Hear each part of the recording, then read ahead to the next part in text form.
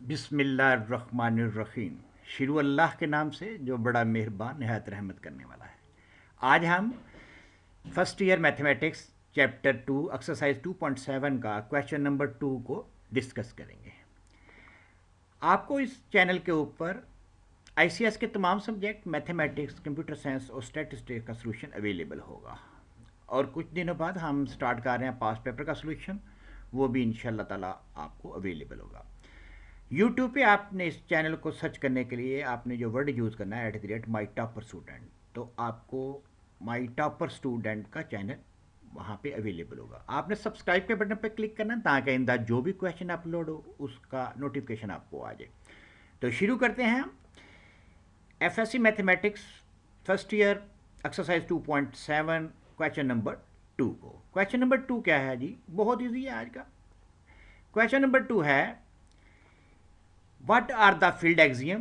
In what respect does the field of a real number differ from that of the complex number? हमने ये बताना है कि एक फील्ड एक्सियम क्या होता है और उसके बाद ये जो फील्ड एक्सियम है ये रियल नंबर और कम्प्लेक्स नंबर में किस तरह मुख्तलिफ है। बहुत ईजी है। हमारे पास जिस तरह आपने पीछे पढ़ा था कि सेट की डेफिनेशन क्या है, कलेक्शन ऑफ डिस्टिंक्ट ऑब्जेक्ट, उसके बाद आपने मुख्तलिफ डेफिनेशन पढ़ी थी, एसोसिएटिव प्रॉपर्टी पढ़ी थी, नेचुरल नंबर पढ़े थे। आज हमने बताना है कि फील्ड क्या होता है। फील्ड जिस तरह एक सेट होता है ना, इस तरह एक फील्ड भी होता है, लेकिन फील्ड में क्या होता है कि दो ऑपरेशंस होते हैं। एक हमारे पास ऑपरेशन जो होता है वो एडिशन का होता है, दूसरा ऑपरेशन हमारे पास मल्टीप्लिकेशन का होता है। तो ऐसा सेट जिसमें दो हमारे पास ऑपरेशन हो उसको फील्ड कहते हैं। जिस तरह ये लिखा हुआ है, a field having at least two elements and two binary operation plus and multiplication defined on which f such that the following axiom are satisfied। ये हमारे पास जो कंडीशन सेटिस्फाई होनी चाहिए, जिस तरह हमारे पास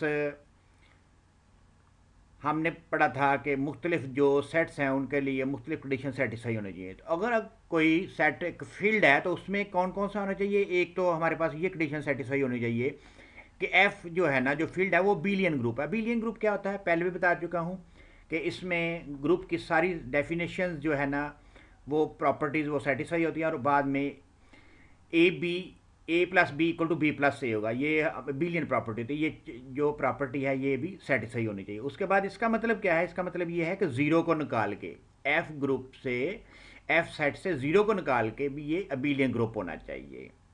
अबिलियन ग्रुप क्या होगा? अगर हमारे पास ऑपरेशन जो है वो एडिशन का है तो फिर अबिलियन प्रॉपर्टी होगी A plus B equal to B plus A. अगर हमारे पास अब जो ऑपरेशन है वो मल्टीप्लिकेशन का है तो फिर बिलियन प्रॉपर्टी क्या होगी? A B equal to B A. बहुत ईजी है। उसके बाद हमारे पास ये जो डिस्ट्रीब्यूटिव प्रॉपर्टी है ये भी सेटिस्फाई होनी चाहिए इसमें फील्ड वाले सेट में। डिस्ट्रीब्यूटिव प्रॉपर्टी क्या है कि अगर हम ए प्लस बी को राइट साइड से मल्टीप्लाई करें तो क्या होगा? ए सी इक्वल टू बी सी होगा। अगर इसको लेफ्ट साइड से मल्टीप्लाई करें ए बी को तो क्या होगा? सी ए इक्वल टू सी बी। ये हमारे पास डिस्ट्रीब्यूटिव प्रॉपर्टी है।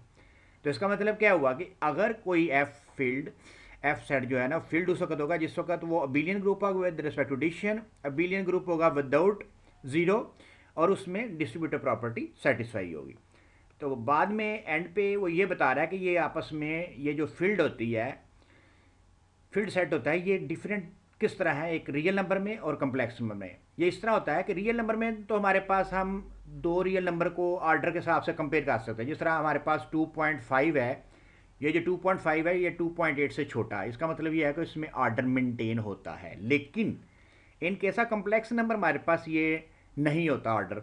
जिस तरह हमारे पास एक कम्प्लेक्स नंबर किस तरह होता है? 1 plus iota B, 1 plus iota 2 कह लें। तो अब हमारे पास दूसरा कम्प्लेक्स नंबर क्या है? 3 प्लस एटा 5। अब दोनों में हम कंपैरिजन नहीं कर सकते इसमें। तो यही एक फ़र्क है रियल नंबर में और कम्प्लेक्स नंबर में। तो ये लिखा हुआ the field of real number differ from the field of complex number in a sense that an order relation can be defined in field of real number. जिस तरह मैंने आपको मिसाल दी है, smaller than the other real number. हम real number में आपस में कंपैरिजन कर सकते हैं ऑर्डर के हिसाब से, लेकिन ये वाला जो कंपैरिजन है हम कम्प्लेक्स नंबर में नहीं कर सकते। That can not see that this complex number is smaller than the other. ये दोनों में फ़र्क होता है।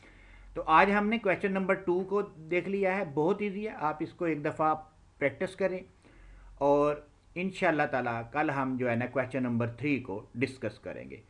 तो मिलते हैं अगले लेक्चर में। अल्लाह हाफिज़।